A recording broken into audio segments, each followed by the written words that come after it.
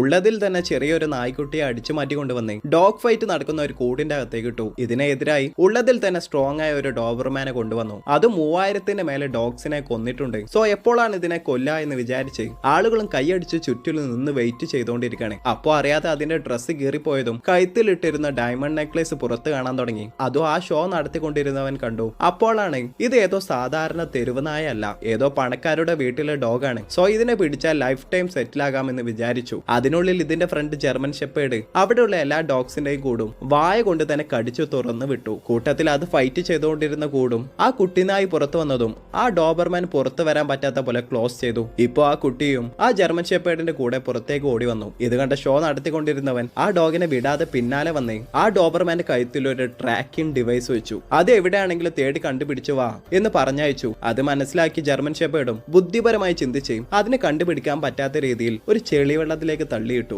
ആ സ്മെല്ലിൽ അതിന്റെ മേലെ അടിച്ചിരുന്ന സെന്റിന്റെ മണം പോയി. അതുകൊണ്ട് ആ ഡോബർമാനെ ഇത് ഏത് വഴിയിലൂടെയാണ് പോയതെന്ന് അറിയാതെ പെട്ടുപോയി. ആക്ച്വലി ഇത് വലിയൊരു കോടീശ്വരിയുടെ പെറ്റാണ്. ഒരു പാർട്ടി നടന്നുകൊണ്ടിരുന്ന സ്ഥലത്ത് നിന്ന് പിടിച്ചുകൊണ്ടുവന്ന് ഈ കൂട്ടിയിലിട്ടതായിരുന്നു. ഇതറിഞ്ഞ ആ ജർമ്മൻ ഷെപ്പേർഡും അവസാനം സേഫായി അതിനെ അതിന്റെ ഓണറിന്റെ അടുത്ത് തന്നെ തിരിച്ചെത്തിച്ചു.